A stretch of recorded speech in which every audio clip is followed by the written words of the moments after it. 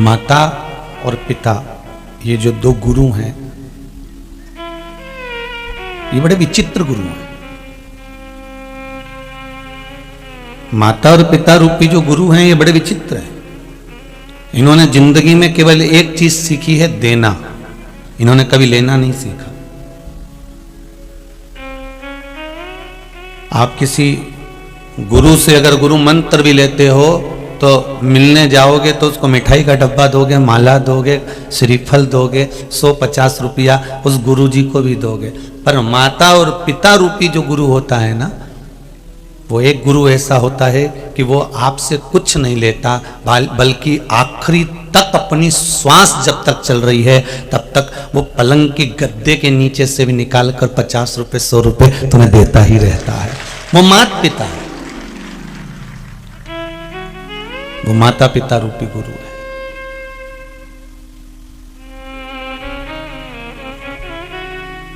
कितनी भी बूढ़ी हो गई मां, जैसे गौ माता भले दूध देना बंद कर दे पर गोबर तो दे रही है ना,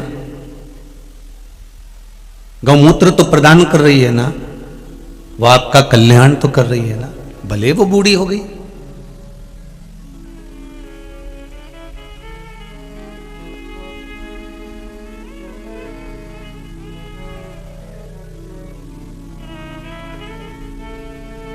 भले वो बूढ़ी हो गई हो पर वो आपको कुछ तो दे रही है।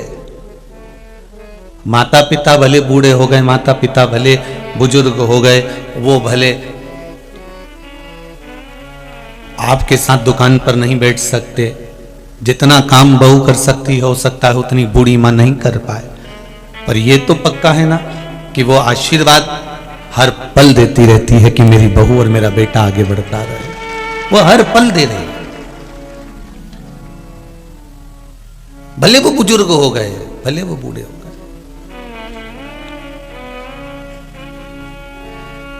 4 गुरु होते हैं। पहला गुरु है मां, दूसरा गुरु है पिता, तीसरा गुरु है शिक्षक, चौथा गुरु है सतगुरु।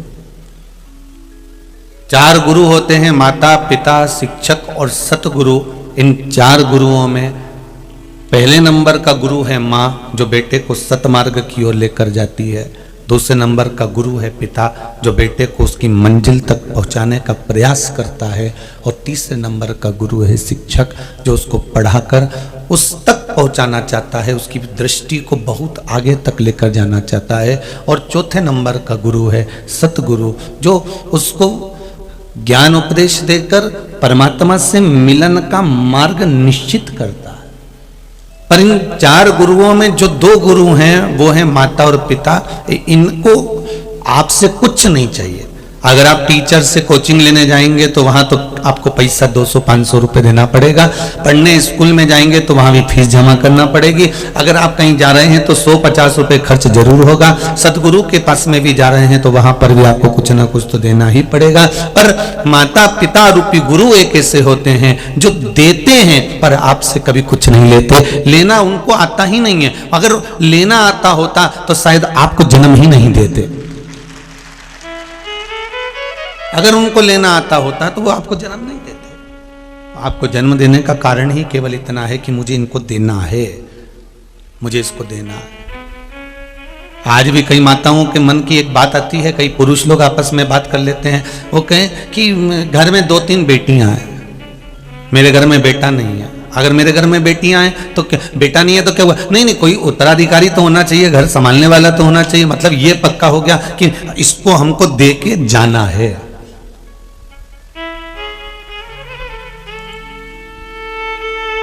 हमें इसको देना है कुछ।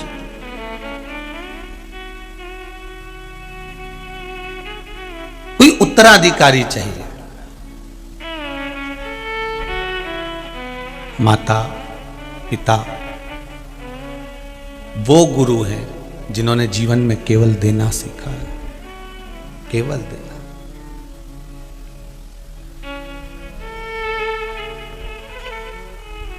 पर बच्चों का फर्ज है कि कभी जिंदगी में अगर मौका मिले माता पिता को अगर कुछ देने का कुछ देने का अगर मौका मिले तो पीछे मत हटना। जब माता पिता को देना क्या है उसका भी एक अंदाजा लगा कर रखना। माता पिता कभी नहीं कहेंगे कि बेटा मुझे 100 रुपये दे कि 50 रुपये दे।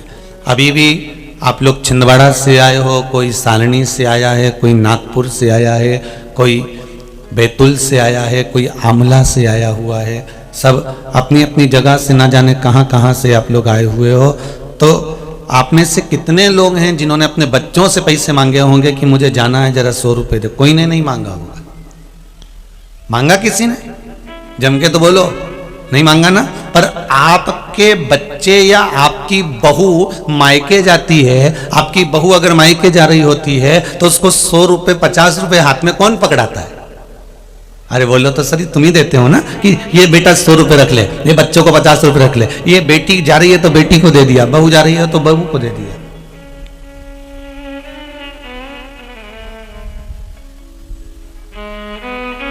ये 100 रुपये, ये 50 रुपये आप रख लीजिए।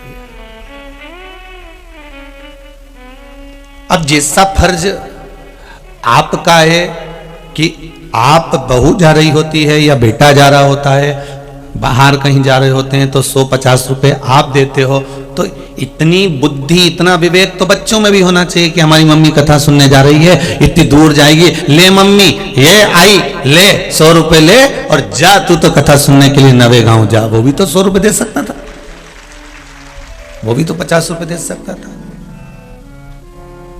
वो भी तो कुछ प्रदान कर सकता था, पर नहीं।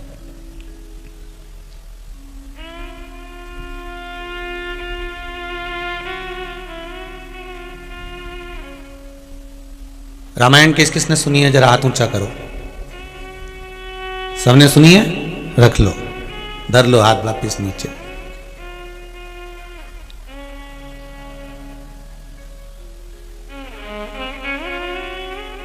पूरी रामायण में एक जगह ऐसी है, पूरी रामचरितमानस में, दशरथ जी ने राम जी को वन भेजा, कैकेयी माता ने राम जी को वन भेजा, राम जी वन चले गए। जनक जी ने अपनी बेटी को समझाया, बेटी समझ गई। उर्मिला मांडवी श्रुतकीर्ति को माता कौशल्या जी ने समझाया, कौशल्या समझ गई। मांडवी उर्मिला श्रुतकीर्ति समझ गई। श्री हनुमान जी महाराज को स्वयं माता अंजना समझाती हैं, कैसरी बाबा समझाते हैं, श्री हनुमान जी महाराज समझ जाते हैं।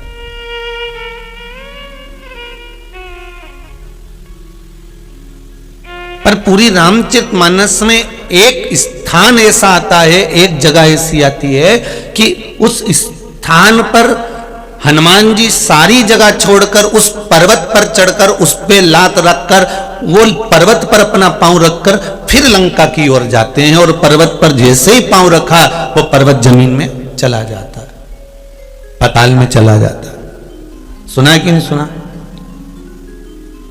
जिस पर्वत पर हनुमान जी ने अपना चरण रखा, जिस पर्वत पर हनुमान जी ने अपना पांव रखा, जिस शिला पर हनुमान जी ने अपना पांव रखा, वो पर्वत पांव रखते से ही पाताल में चला गया और हनुमान जी उड़कर सीधे पहुंच गए लंका की ओर। और बीच में हनुमान जी के लिए सुरसा भी आई, विश्राम के लिए व्यवस्था भी करी गई, सब कुछ करा गया। पर हनुमान जी सबकी परीक्षा में पास होते होते होते होते लंका पहुंच गए।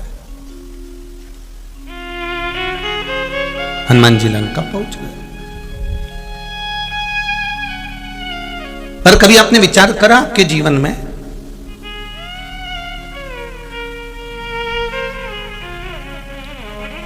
कभी अपनी दृष्टि से देखा आपने? ये त्रिनेत्र शिव महापुराण की कथा चल रही है, इसमें 3 नेत्रों का व्याख्यान वर्णन है। 3 नेत्रों से आप ध्यान रखिएगा। रामचरितमानस तो अपन ने पढ़ी, ध्यान भी करा, स्मरण भी करा, सब कुछ पढ़ा। राम जी का चरित्र भी पढ़ा, माता कौशल्या का चरित्र भी पढ़ा, श्री दशरथ बाबा का चरित्र भी पढ़ा, लंकाधिपति रावण का चरित्र भी पढ़ा, सब कुछ हमने ज्ञात किया।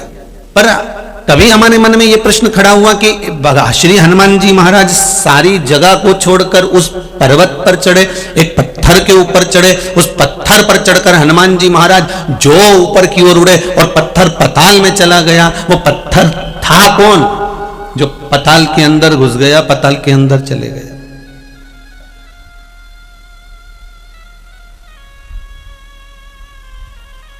मेरे भगवान कृष्ण जिस जिस वृक्ष के ऊपर चढ़े, जिस जिस डाली पर बैठे, उस डाली का भी वर्णन हमारे शास्त्रों में है।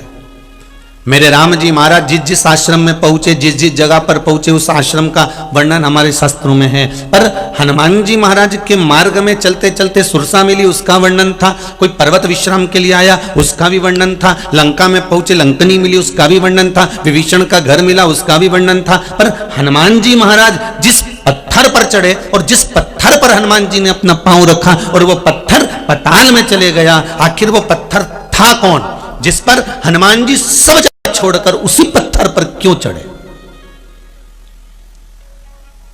वही पत्थर क्यों मिला?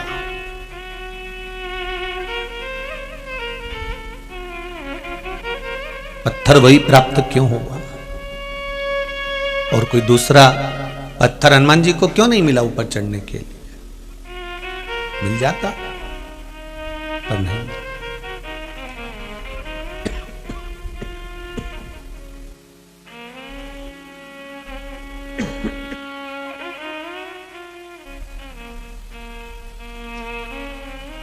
और श्री हनुमान जी महाराज जब वापिस लौट कर आए, तब मेरे राघव जी ने हनुमान जी से कहा, जानकी जी मिली? जी प्रभु। कुछ निशानी लाए हो? जी प्रभु। चूड़ामणि दे दी।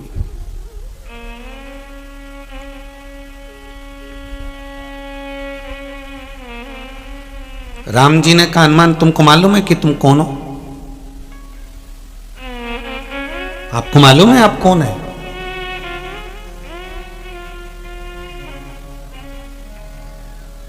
आपसे कोई पूछे कि आपका पता क्या है, आपका एड्रेस क्या है, आपसे कोई पूछेगा आप कहां से आए हो, तो आप अपना एड्रेस बता सकते हो कि हम बैतूल से आए, हम छिंदवाड़ा से आए, हम यहां से आए, हम वहां से आए, आप कह सकते हो। और अगर आप यहीं नवे गांव से भी आए हो तो आप कह दोगे मेरा इस बार्ड में इस जगह पर मेरा घर है, घर का नंबर 15 है और मेरा एड्रेस ये है। तो कोई आपसे कह दे ये तो आपके घर का एड्रेस है, आपका एड्रेस बताओ कि आप कहाँ रहते हो। तो उसने फिर कहा कि मेरी दुकान पे रहता हूं, तो दुकान का एड्रेस है। तुम्हारा एड्रेस कहां है, तुम कहां रहते हो?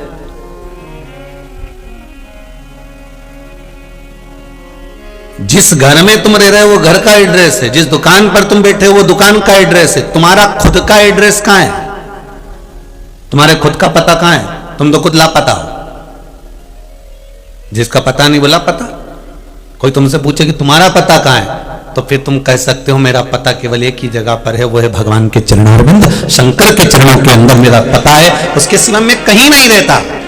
मैं राम कथा में, मैं कृष्ण कथा में, मैं शिव कथा में रहता हूं। जैसे श्री हनुमान जी महाराज से जब राम जी राजा बने सब प्रसन्न दिख रहे थे। सुग्रीव प्रसन्न थे, विभीषण प्रसन्न थे, राम जी प्रसन्न थे।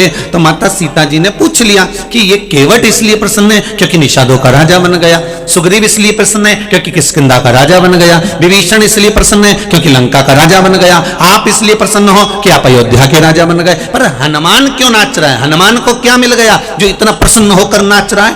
तब हनुमान जी को बुलाया गया। माता जानकी जी ने पूछा, हनुमान तुझे कौन सी जगह का राज्य मिला है जो तू इतना प्रसन्न होकर नाच रहा है? हनुमान कहते हैं, मां मुझे राघव जी के चरणारविंद का राज्य मिला है, इसलिए मैं प्रसन्न होकर नाच रहा हूं। मुझे राम के चरण मिले हैं, मुझे राघव के चरण मिले हैं।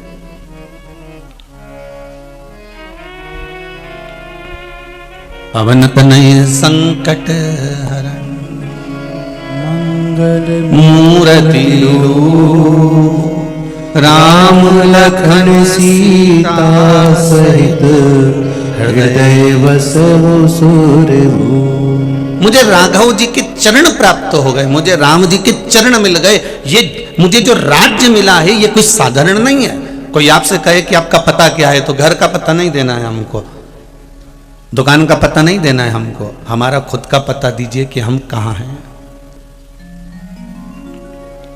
आज इतनी इतनी दूर से ये माताएं, छिंदवाड़ा से कोई 60 किलोमीटर, कोई 80 किलोमीटर, कोई 200 किलोमीटर, कोई 150 किलोमीटर, इतनी कड़कड़ाती हुई ठंड में माताएं बैग ले लेकर आई हुई हैं। कोई स्कूल में ठहरी हैं, कोई पंडाल में सो रही हैं, कोई भाई लोग कहीं पड़े हुए हैं। तो इनसे पूछा जाए तुम क्या मिला तुमको, जो तुम लोग अपना अपना गांव छोड़कर, अपना अपना नगर छोड़कर, अपना अपना शहर छोड़कर, अपना अपना क्षेत्र छोड़कर ये नवे गांव में आकर रह रहे हो 7 दिन के लिए। तो इनसे पूछा जाए तो एक बात जरूर कहेंगे कि हमारा ठिकाना, हमारा मन, हमारी चित्त, हमारी वृत्ति और हमारा दिल शंकर के चरणों में लग गया, इसलिए अब ना ठंड दिखती है ना गर्मी दिखती है। हमारा तो केवल मन परमात्मा तक लग गया, हमारा चित्त परमात्मा तक पहुंच। 2 बजे आने के लिए 9 बजे घर से निकले होगे, कितनी जल्दी घर का भोजन बनाया होगा, करा होगा, और किसी ने तो नी भी करा होगा, तो डब्बे में बांध कर टिफिन में 4 पराठे रख कर और चले आ रहे, और तो भी कह रहे जल तू चल रही क्या, तू चल रही क्या, और 2-4 के बिठा बिठू के पहुंच गए।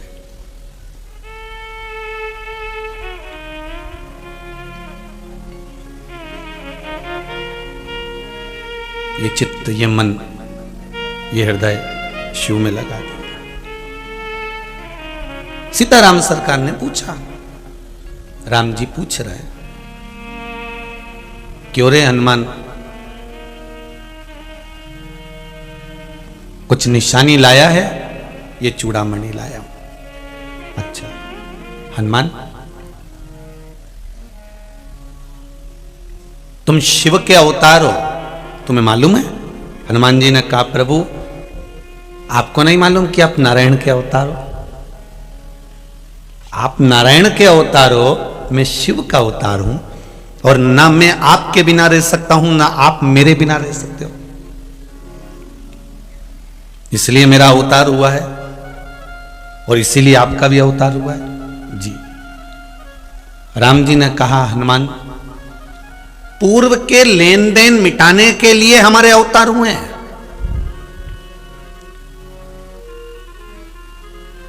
हमारे पुराने जो लेन देन है ना, उसको मिटाने के लिए हमारा यह अवतार हुआ है।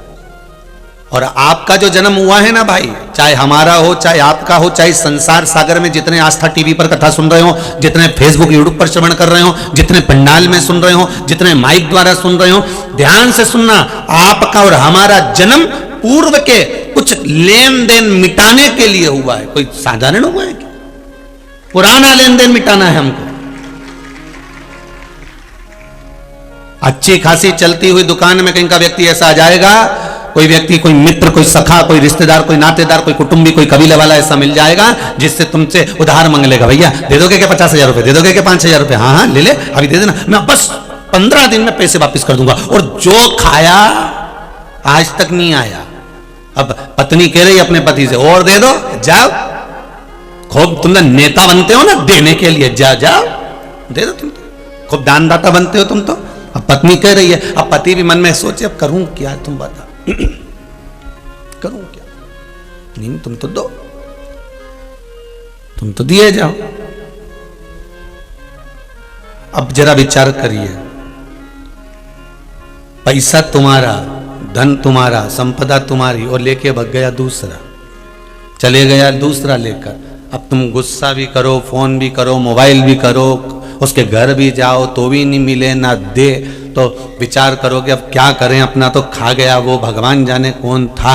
पर अब अंदाजा लगाना कि ये अपन इसको पहचानते नहीं, जानते नहीं, व्यापार में मिला था, व्यवसाय में मिला था, आया और लेकर चले गया। कभी कभी अपने रिश्तेदार लेकर चले जाते हैं। तो सोचो कि आखिर यही क्यों खाया, इसी ने क्यों पैसा लिया, इसी ने उधार क्यों लिया, यही क्यों लेकर गया, तो समझ में आ जाएगा कि पूर्व में हमने इसका खाया होगा, इसलिए आज ये हमारे पास आकर हमारा खाकर चले गया। पूर्व का कर्म का भोग, ये आज का नहीं। मत बुरे कर्म कर बंदे, वरना पछताएगा, भगवान की आंखों से तू बच नहीं पाएगा, तू बच नहीं पाएगा।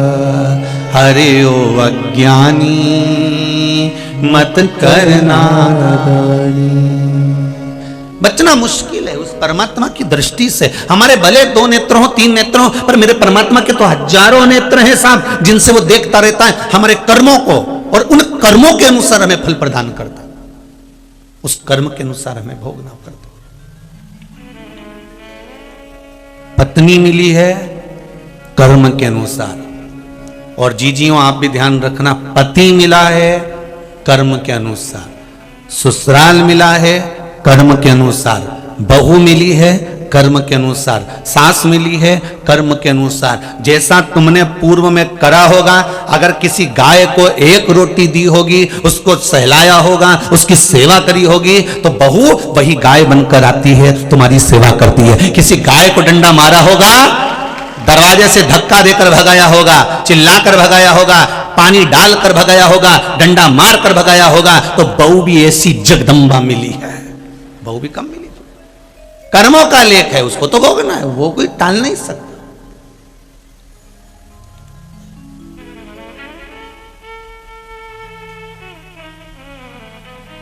तुम अकेले कमा रहे हो और तुम्हारे सारे भाई खा रहे हैं, तुम अकेले दुकान चला रहे हो और तुम्हारा पूरा परिवार बैठकर खा रहा है, तो रोना मती। पत्नी कहेगी तुम्हारा भाई तो कुछ करता ही नहीं है, वो भी तो घर में कुछ खर्चा करे, तुम्हारे रिश्तेदारों में आते हैं वो बैठ जाते हैं, तुम्हें सब करना पड़ता है, तुम्हें दुकान संभालो, तुम्हें यही करो, तो उनको भी तो कुछ करने दो, उनको भी तो कमा कर लाने दो, उनको भी तो खर्चा करने दो। तो अपनी पत्नी को समझा देना कि ये आज का नहीं है, पुराना है, पहले इन्हीं के घर में मैंने खाया था, इसलिए भगवान ने इनको ये आराम की जिंदगी दी है कि तुम मत कमाओ, मैं कमा कमा कर खिलाऊंगा। ये भाग्य में लिखा है, इसलिए खिलाना पड़ेगा, करना पड़ेगा, देना पड़ेगा, कहीं ना कहीं से इनका बोझा उठाना पड़ेगा। ये कर्म का खेल है, कोई दूसरा नहीं।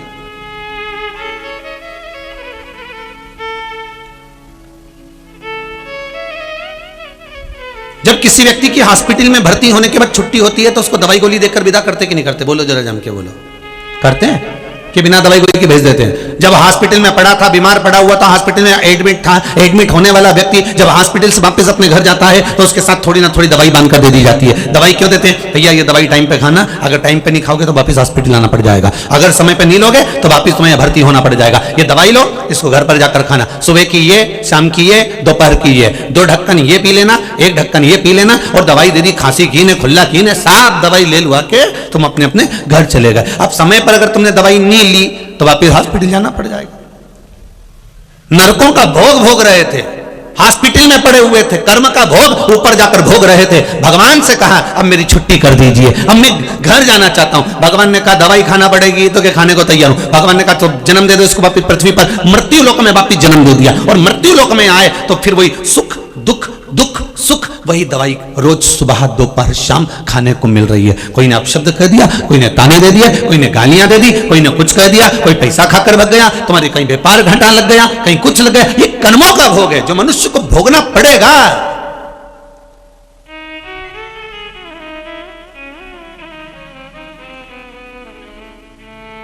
कोई दूसरा नहीं भोगने वाला, इसको हमें भोगना है, हमारा कर्म का दंड हमें भोगना। इसलिए बार बार कहते हैं कि कुछ कर्म ऐसा करके जाना जिंदगी में। महाराज एक सेठ जी मर गए और बहुत करोड़पति सेठ जी मर के ऊपर गए, और ऊपर जाते सी बैकुंठ का दरवाजा बजाया, जैसे कुंडी बजाई तो इतने में द्वारपाल बाहर निकला। क्या है? कौन हो तुम? तो क्या तुम्हें नहीं मालूम हम नगर के सेठ हैं? ओहो, हम गांवों के सेठ हैं। तो तुम्हें नहीं मालूम हम करोड़पति हैं? इतने में यमराज के दूत बोले अरे ओ करोड़पति होगा नीचे का, यहां तो सब रोडपति होते हैं, यहां कोई करोड़पति नहीं चलते। तुम्हें नहीं मालूम हम करोड़पति हैं? इतने में यमदूतों ने कहा फालतू की बात मत करो, ये बताओ दरवाजा क्यों बजाया? बैकुंठ का दरवाजा है, यहां लिखा है बैकुंठ द्वार, तो हमको अंदर जाने दो। इतने में यमदूतों ने कहा एक बात बता, कि तू बैकुंठ का दरवाजा बजा रहा है अंदर जाने के लिए, तूने कोई पुण्य मुण्य करा, थोड़ा दान वान करा, थोड़ा सत्कर्म करा? अगर तूने पुण्य करा होता तो तुझे बैकुंठ का दरवाजा खुला मिलता, दरवाजा बजाने की जरूरत नहीं पड़ती कि दरवाजा बजाऊंगा तब अंदर जाऊंगा। तेरे पुण्य अच्छे नहीं होंगे इसलिए शायद तुझे अंदर जाने के लिए दरवाजा बंद मिला है। दरवाजा बार बार मत बजा, भगवान नारायण अंदर सो रहे हैं, बड़बड़ मत कर। कुछ दान पुण्य करा तूने जिंदगी में, भजन कीर्तन करा तूने जिंदगी में? इतने में उसने कहा क्यों नहीं करा? करा। एक बार मैं अपनी पत्नी के साथ मंदिर गया था तो एक भिखारी आया, फिर मैंने उसको 5 रुपए दिए थे। यमराज के दूतों ने दूसरे दूत से कहा कि लिख ले रहे इसके 5 रुपए लिख। इन्हें 5 रुपए दिए थे। और एक बार मैं कहीं जा रहा था दूसरे गांव, मेरी गाड़ी के सामने एक लड़का आ गया, एक्सीडेंट हो गया, गिर गया, मैंने उसकी दवाई के लिए 300 रुपए दिए थे। अच्छा, यमदूतों ने एक दूसरे से कहा लिख ले 305। देखो 300 तो उसको दिए, 5 रुपए वहां दिए, कितने हो गए रे? बोलते जाओ जरा। 305। और बोल। एक बार मेरी चाबी गाड़ी की नली में गिर गई थी, गटर में चली गई थी, नाली में। फिर मैंने किसी छोरे को बुलाया, वो में से चाबी निकलवाई, उसके मैंने 3 रुपए दिए थे। कितने हो गए? 308। ठीक है, और बोल।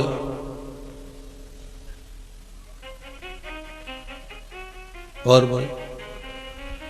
एक बार मैं खाना खा रहा था, कहीं जाते जाते रास्ते में मेरी पुड़िया रखी थी, उसमें से गिले गिले के बग गई। भगवान ने कहा ठीक है, लिख लो लिख लो, लिखो इसका।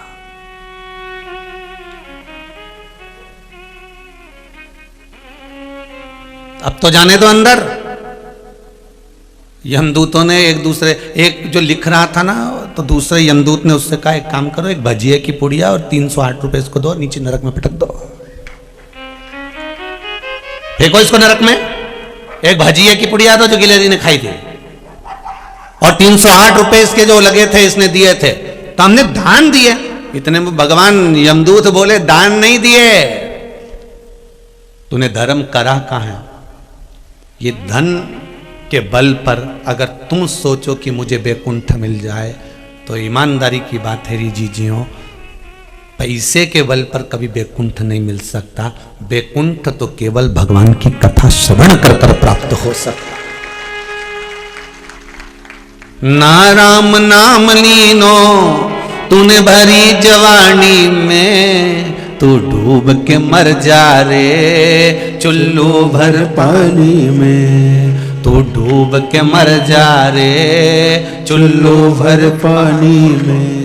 ना तूने राम नाम लिया, ना कृष्ण नाम लिया, ना शिव नाम लिया, ना भजन किया, ना कीर्तन किया, ना स्मरण करा, ना भगवान की भक्ति को धारण करा, ना तू भगवत भजन में बैठा, ना तूने भगवत स्मरण किया, ना भगवत नाम जपा, फिर आखिर तू भगवान की भक्ति में एक क्षण नहीं डूबा और सोचे कि मैंने 5 रुपए मंदिर में, मंदिर के दरवाजे पर 5 रुपए दिए, उसका हिसाब जोड़ो। तो चित्रगुप्त महाराज ने कहा काय का हिसाब जोड़ो? मंदिर के अंदर पत्नी दर्शन करने गई थी तो गाड़ी के चक्कर में बाहर बैठा हुआ था, जब पार्किंग वाला आया तो उसने पैसे मांगे, उसने मांगे थे 10 रुपए, तूने गाड़ी बढ़ा ली आगे और एक नरियल वाले की दुकान के सामने गाड़ी लगा ली, और दुकान के सामने गाड़ी लगा कर बोला हमने तो नरियल खरीदना है इसलिए गाड़ी खड़ी थी, इसलिए तूने 5 रुपए दिए। 10 रुपए बचाने के चक्कर में तूने 5 रुपए दिए, कंजूसड़ा।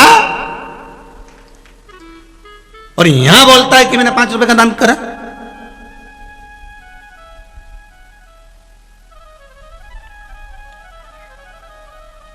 ये दुनिया में ऐसे ना जाने कितना कंजूसड़ा होन पड़ा हुआ है। जोड़ जोड़ जोड़ जोड़ जोड़, आखिरी में यही छोड़ चले जा। और फिर इतना बड़ा फोटो टेबल पे रख देंगे और प्लास्टिक के फूल की माला पहना देंगे, इतना बड़ा फोटो। और फिर कंडा जला जला के घी और शक्कर की धुनी दे देंगे। घी और शक्कर इसलिए छोड़ेंगे कि जब भगवान ने दिया था तो घी नहीं खा पाया, भगवान ने दिया था तो शक्कर नहीं खा पाया क्योंकि शुगर हो गई थी, और घी इसलिए नहीं खाया कि बीपी हो गया था। तो घर के लोग कहेंगे अब घी शक्कर ही छोड़ दो, बीपी और शुगर में गया है, छोड़ो।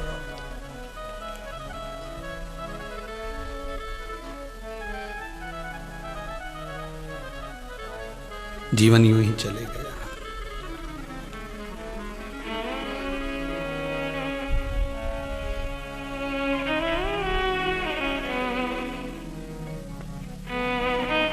महाराज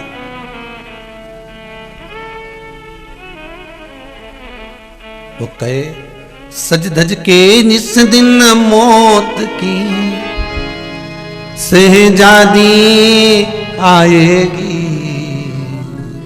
ना सोना काम आएगा ना चांदी आएगी, ना सोना काम आएगा ना चांदी आएगी, ना सोना काम आएगा ना चांदी आएगी।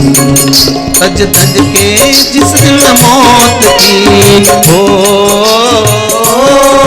सज धज के जिस दिन मौत की शहजादी आएगी, ना सोना काम आएगा ना चांदी आएगी, ना सोना काम आएगा ना चांदी आएगी, ना सोना काम आएगा ना चांदी आएगी, ना सोना काम आएगा ना चांदी आएगी।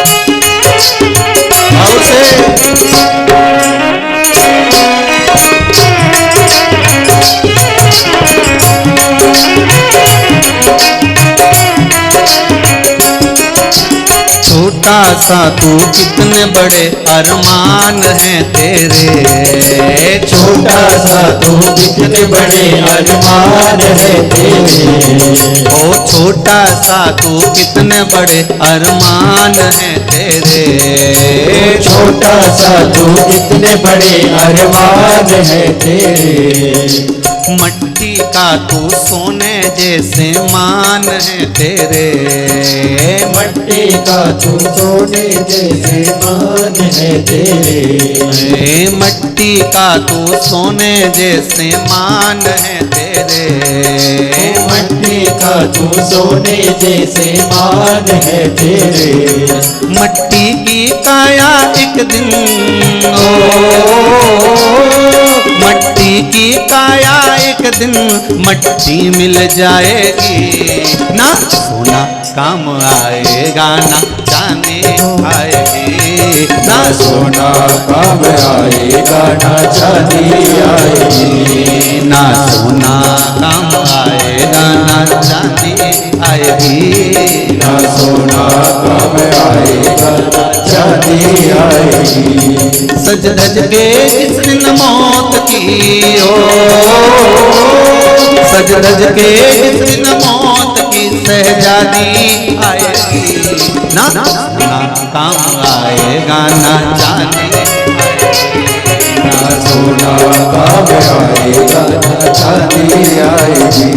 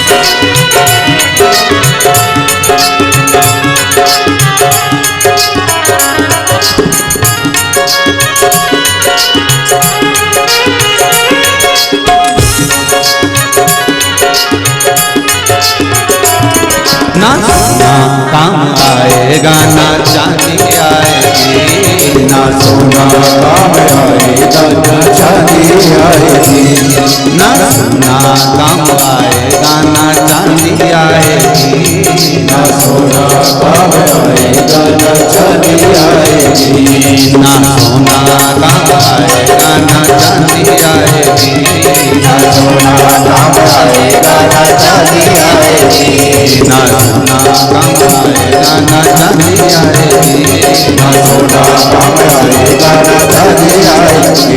हर हर महादेव। यमदूतों ने कहा इसके 308 रुपए और एक भजिए की पुड़िया दे दो इसको और इसको नरक भेज दो। कुछ काम नहीं आने वाला। जो भजन किया है, कीर्तन किया है, नाम जाप किया है, नाम स्मरण किया है, वो काम आए, उसके सिवा कुछ भी नहीं।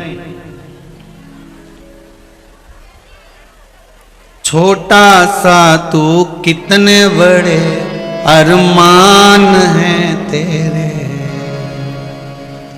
मट्टी का तू सोने जैसा मान है तेरे। कुछ भी नहीं पड़ा। यमदूतों ने कहा आपने कोई भगवान का भजन करा है? तो सेठ जी बोले, करोड़पति सेठ बोला, भजन करता तो कमाई कौन करता? अभी अभी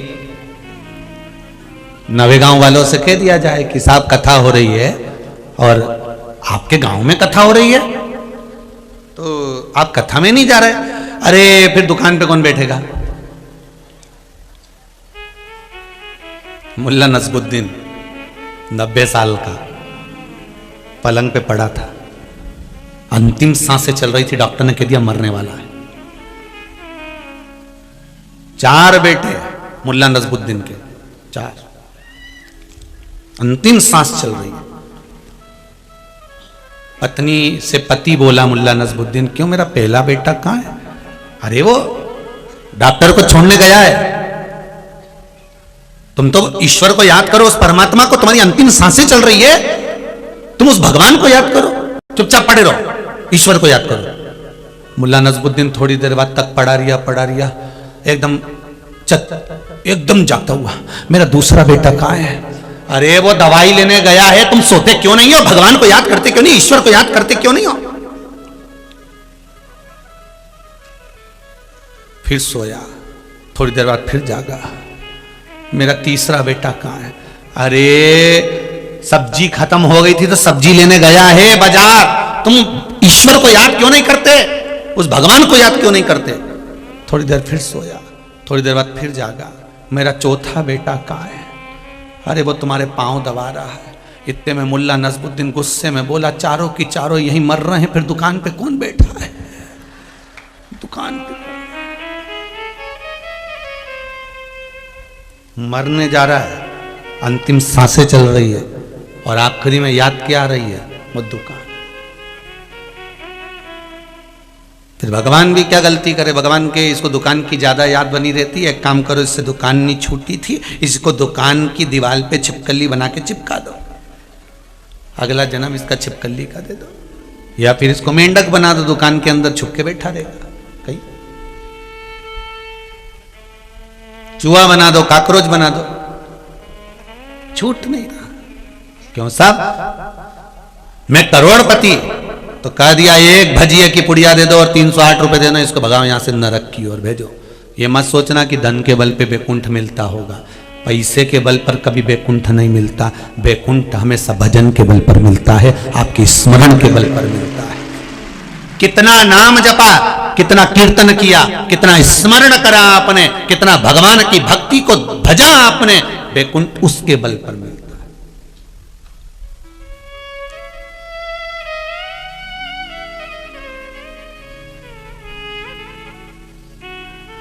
वैकुंठ उसके बल पर।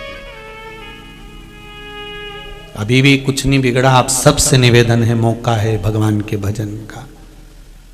टीवी के माध्यम से जितने सुन रहे हैं उनको तो मौका भगवान दे ही रहा है, जितने आस्था चैनल के माध्यम से, जितने फेसबुक यूट्यूब के माध्यम से कथा को सुन रहे हैं, उनको तो मैं बार बार धन्यवाद और नमन करता हूं आपके विश्वास को कि आप लगातार शिव महापुराण की कथा सुन रहे हो। ये आपको साधुवाद का। जितने आस्था चैनल के माध्यम से, जितने फेसबुक और यूट्यूब के माध्यम से कथा सुन रहे हो, आप सबको बारंबार नमन करता हूं, आपके विश्वास और आपकी श्रद्धा को नमन करता हूं। और इतना विश्वास आपने भगवान से जोड़ लिया शिव महापुराण के माध्यम से, इतना विश्वास जुड़ गया आपका कि आप टीवी के सामने बैठकर कथा सुनकर भी आप जो व्रत करते हो, जो साधना करते हो, ये इन पत्रों में लिखा है कि हम टीवी के माध्यम से कथा सुने और हमने ये करा और हमको लाभ मिला। ना हम आपसे मिले, ना आप हमसे मिले, और भगवान की भक्ति में ऐसे जुड़ गए कि बाबा ने आपको अपने चरणों में लगा लिया। यही तो चाहिए, यही चाहिए। शिवजी भगवान राम करें हनुमान जी से, आप जानते हो आप कौन हो? हनुमान जी ने कहा शंकर का अवतार, आप नारायण का अवतार। पर हमारा अवतार क्यों हुआ है कि पूर्व के कर्म को हमें भोगना है, इसलिए हमारा अवतार हुआ। पूर्व के कर्म को हमें भोगना।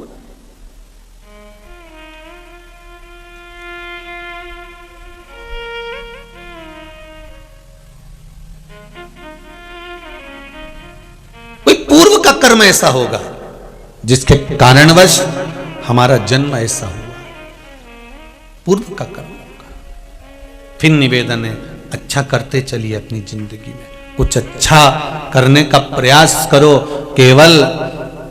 केवल ये मत सोचना कि मैंने बहुत सारा दान दे दिया, मैंने बहुत सारा धन दे दिया तो मैं वैकुंठ जाने का अधिकारी हो गया। शिव महापुराण की कथा कहती है कि वैकुंठ जाने का अधिकारी वही हो पाता है जो भगवान का नाम लेता हो, कीर्तन करता हो, स्मरण करता हो, कहीं किसी गरीबड़े की, कहीं किसी दुखी की, कोई की सहायता करता हो। किसी के जीवन में कोई दुख आ गया, तकलीफ आ गई, आपके पास में भगवान ने धन दिया, प्रयास करना कि उसके चेहरे पर थोड़ी सी स्माइल आ जाए, थोड़ी सी प्रसन्नता उसके चेहरे पर आ जाए।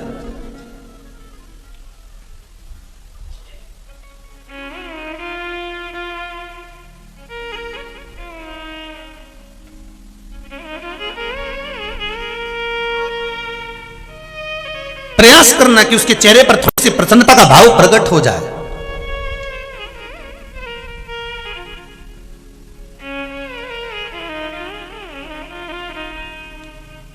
प्रयास करो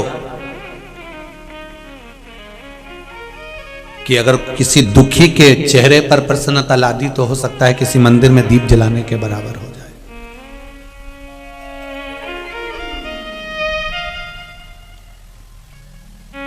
दीप जलाने के बराबर हो जाएगा अगर किसी के चेहरे पर प्रसन्नता आ गई। कुछ थोड़ा सा अच्छा करने का प्रयास करो, ध्यान दीजिएगा। भगवान राम ने कहा, हनुमान एक बात कहना चाहूंगा, ये जितने नदी, तालाब, सरोवर, बावड़ी, वृक्ष, लता, पत्र, पत्थर, ये सब पूर्व समय के कर्म का भोग भोग रहे हैं, इसलिए ये पत्थर बन गए। शिव महापुराण कहती है, गरुड़ पुराण कहती है, 20 लाख योनि, 84 लाख योनियों में 20 लाख योनि तो इन पेड़ पौधे की है। ये भी तो कर्म का भोग भोग रहा है। कितना दुख सहन कर रहे होंगे, ठंड में पेड़ खड़े की खड़े हैं, कोई उनकी पत्ती नोच रहा है, कोई फल नोच रहा है, उसमें केरी लग गई तो पत्थर मारे जा रहे हैं, पत्थर पड़ रहे हैं।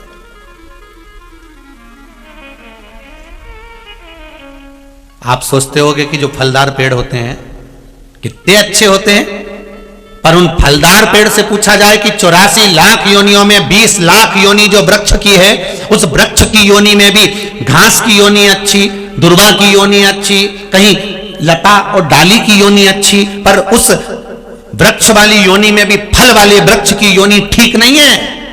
क्यों? क्योंकि बेर का पेड़ बन गया, बेर लग गए, लोग डंडा लेके आ गए, जो झोड़ना चालू करा, ऐसा मारा, कोई पत्थर मारे, कोई डंडा मारे और बेर नीचे झड़े, बच्चे खाए खुश हो जाए।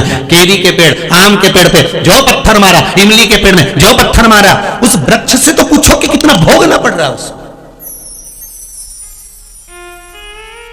उस वृक्ष से तो पूछा जाए कि उसको कितना भुगतना पड़ रहा है। जिस पर पत्थर पड़ रहे हो, डंडे पड़ रहे हो और उसको झड़ाया जा रहा हो, गिराया जा रहा हो, उससे पूछो कितना भोगना पड़ता है। राम जी महाराज हनुमान जी से कह रहे हैं ये सारे जितने बने ये सब कर्म के दंड के कारण बने हैं। सुनो हनुमान, तुम लंका गए थे तो तुम्हें कुछ स्मरण रहा है कि नहीं रहा है? हनुमान जी कहते प्रभु आप ही की आज्ञा थी। जब आपने मुद्रिका निकाल कर दी, राम नाम लिखी मुद्रिका मुझे मिल गई, उस मुद्रिका को मैंने मुख में रख लिया, क्योंकि राम नाम अगर जिह्वा पर है, मुख में है, तो ऐसा कोई काम नहीं जो पूरा नहीं हो सकता, इसलिए मैंने उसको मुख में रखा, मैंने राम मुख में रखा।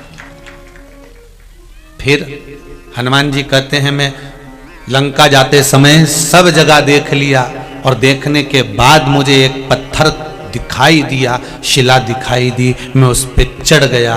तो राम जी ने पूछा तूने उस पत्थर को पहचाना कैसे कि इसी पे चढ़ना था? तूने पहचाना कैसे उस पत्थर को?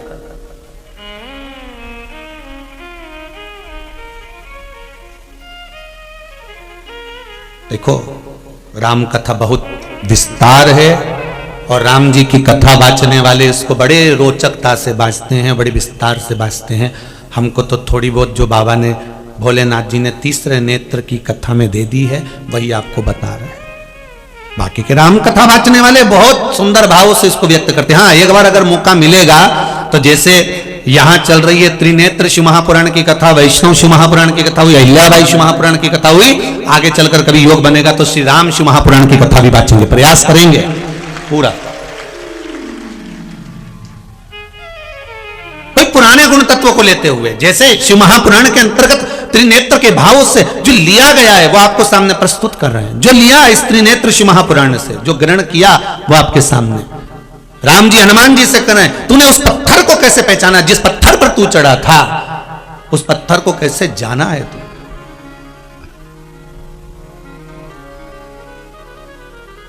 कैसे पहचाना?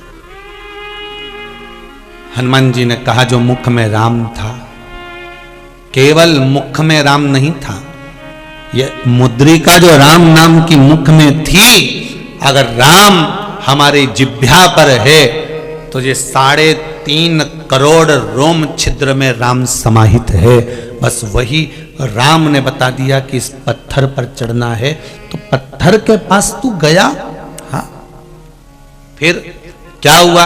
हनुमान जी बोले उस पत्थर के पास जाकर मैंने क्या देखा कि जो पत्थर पड़ा हुआ था, जो शिला पड़ी हुई थी, जो पर्वत पड़ा हुआ था, सब जगह पर समुद्र की लहरें बढ़ बढ़कर झोंटा दे रही थी, समुद्र की लहरें अपनी उछालें दे रही थी, पर केवल एक पत्थर ऐसा था उस पर समुद्र की लहर नहीं पड़ पा रही थी, उस पे समुद्र की लहर नहीं जा रही थी। जैसे प्रभु हनुमान जी ने कहा, जैसे आप माता अहिल्या के दरवाजे पर गए थे और मां अहिल्या जो पत्थर की हो गई थी, ना वहां पशु आते थे ना वहां पक्षी आते थे। क्यों? जिसको श्राप लगा होता है उसके पास में कोई नहीं आता। ये हमारे कर्मों का खेल है महाराज जी। आपके पास में धन होगा, दुनिया आपकी होगी, आपके पास में संपदा होगी, दुनिया आपकी होगी, आपके पास में वैभव होगा, दुनिया आपकी होगी। और जब आपकी दुख की घड़ी आएगी, जब आपकी तकलीफ की घड़ी आएगी, जब आपके जीवन में कष्ट आएगा, जब आपके जीवन में रोग आएगा, जब आपके जीवन में बीमारी आएगी, जब आपके जीवन में थोड़ा सा दुख तकलीफ आ गई, जो अपने थे वो भी साथ छोड़ देते, जो अपने थे वो भी साथ छोड़ देते। अभी अभी कोरोना महामारी में देखा होगा आपने, परिवार वालों को फोन करके बोला कि तुम्हारे दादाजी चले गए, अंतिम संस्कार करना है, तो परिवार वाले बोलते हैं कि तुम ही कर लो। अखबार में पढ़ा होगा कहीं बेटी को फोन लगाया जा रहा है, कहीं दामाद को फोन लगाया जा रहा है, कहीं बेटे को लगाया जा रहा है, कहीं बहू को फोन लगाया जा रहा है। बाप मरा, बेटे ने अंतिम संस्कार नहीं करा, बेटा गया, पिता ने अंतिम संस्कार नहीं करा, बस घर में रोते रहे, धन समेटते रहे, और अग्नि देने वाले कोई दूसरे ही थे जो सेवा में लगे हुए थे। इस भारत सरकार के जो लोग सेवा में लगे हुए थे, उन्हीं ने अंतिम संस्कार कर दिया, उन्हीं ने अग्नि दे दी, उन्हीं ने सब कर दिया, उन्हीं ने कर दिया।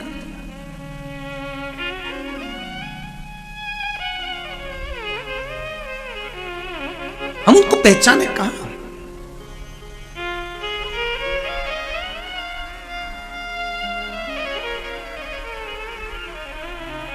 सेवा का सही उद्देश्य तो ये जो करते हैं इनसे पूछा जाए।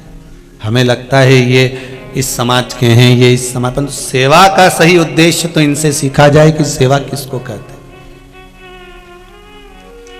सेवा किसको कहते हैं, उनसे सीखा जाए।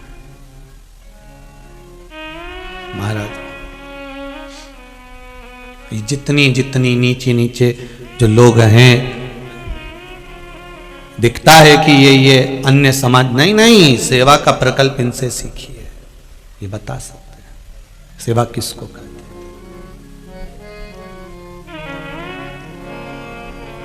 महाराज अब हनुमान जी, तूने पहचाना कैसे उस पर्वत को? हनुमान जी कहते हैं मेरे पहचानने का कारण एक ही था कि उसके पास समुद्र की लहरें नहीं आ रही थी। अच्छा समय होता है व्यक्ति का तो कोई भी करीब में आ जाता है, जब बुरा समय व्यक्ति का आता है तो अपने भी साथ छोड़कर चले जाते हैं, अपने भी साथ छोड़कर चले जाते हैं। एक पत्र में बड़ा सुंदर भाव लिखा है, जो पत्र पढ़े वो ये हैं, जो नहीं पढ़े वो रखे।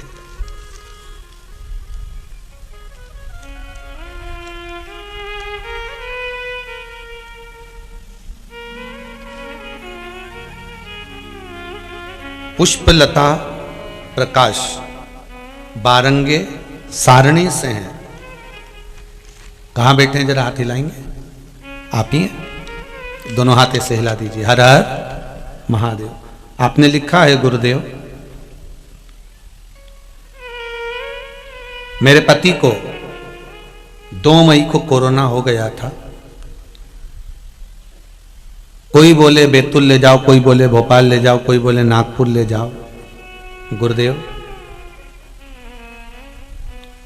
पैसा भी खूब लगाया और हर तरह से जब परिवार वालों को मालूम पड़ता चले गया, कुटुंब वालों को मालूम पड़ता चले गया, उन्होंने भी सहयोग करा। कई हंसते रहे, कई लगाते रहे, पर बाबा की ऐसी कृपा रही, शिव महापुराण की कथा सुनती रही और फिर कहीं योग ऐसा बन गया कि धीरे धीरे श्री शिवाय नमस्तुभ्यम का स्मरण करते करते आराम लगना प्रारंभ करा। डॉक्टर भी मिला और आराम लगा। अब ठीक है, बाबा की कृपा हो, विराजिए। आए हैं, बहुत बहुत साधुवाद है। श्री शिवाय नमस्तुभ्यम। बैठिए बैठिए।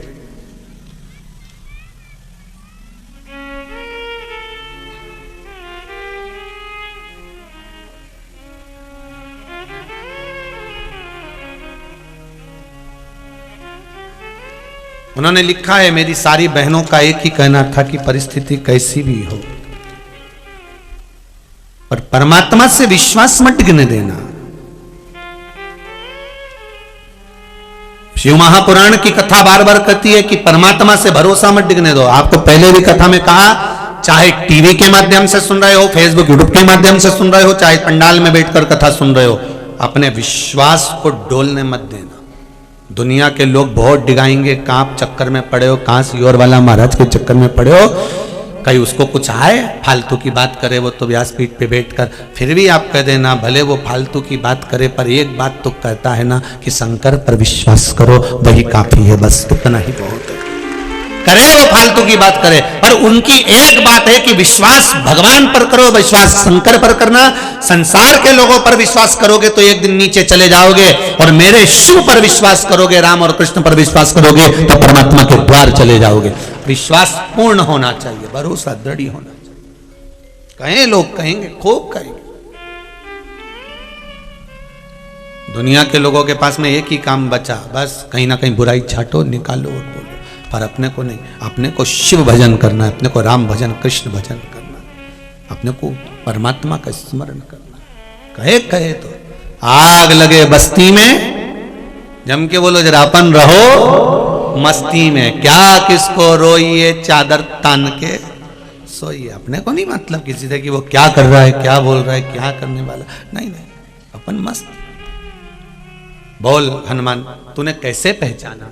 राम जी से हनुमान जी कह रहे हैं, उसके पास में समुद्र की लहरें नहीं आ रही थी, बस इससे पहचान गया। हाँ, व्यक्ति के घर में लोग, मेहमान, रिश्तेदार कब आते हैं? जब उसके पास में कुछ होता है। फोन भी लोगों के जब ही आते हैं जब उसके पास कुछ होता है। जब संपदा ज्यादा होती है तो दूसरे भी अपने बन जाते हैं, और जब संपदा नहीं रहती तो अपने भी पराए हो जाते हैं। तो मैंने पहचान लिया कि समुद्र की लहर उस पर्वत के पास में, उस पत्थर के पास में नहीं आ रही। समुद्र की लहर उस पर्वत के पास में, उस पत्थर के पास में नहीं आई, मैं जान गया था। फिर इसलिए मैं उस पत्थर पर चढ़ गया। राम जी ने कहा, हनुमान तुम उस पत्थर को पहचानते हो? हनुमान जी बोले, प्रभु बस यहीं तक जानता हूं कि समुद्र की लहर उसके पास नहीं पहुंची, इसलिए मैं उस पर चढ़ा हूं। ओ, राम जी ने पूछा ऐसा क्यों करा? हनुमान जी बोले, आप ही ने तो कहा था कि मैं आया, बीच में मुझे निषाद मिला, एक केवट एक साइड में बैठा हुआ था, बाकी के सारे निषाद पास में खड़े हुए थे, सारे निषाद नजदीक में खड़े हुए थे, सारे केवट पास में थे। तो तुमने क्या करा प्रभु? आखिरी में जो बैठा हुआ था उसको बुलाया, एक केवट तुम आओ, राधे, एक केवट तुम आओ, एक केवट तुम पहुंचो। उस केवट को बुलाया, और केवट को जब बुलाया तो केवट आया। केवट ने एक ही बात की, मेरी नाव जो है नीचे से उसमें एक छेद हो गया है, तो उसमें पानी भरा जाता है, मेरी नाव में बिठा लूं, बस एक काम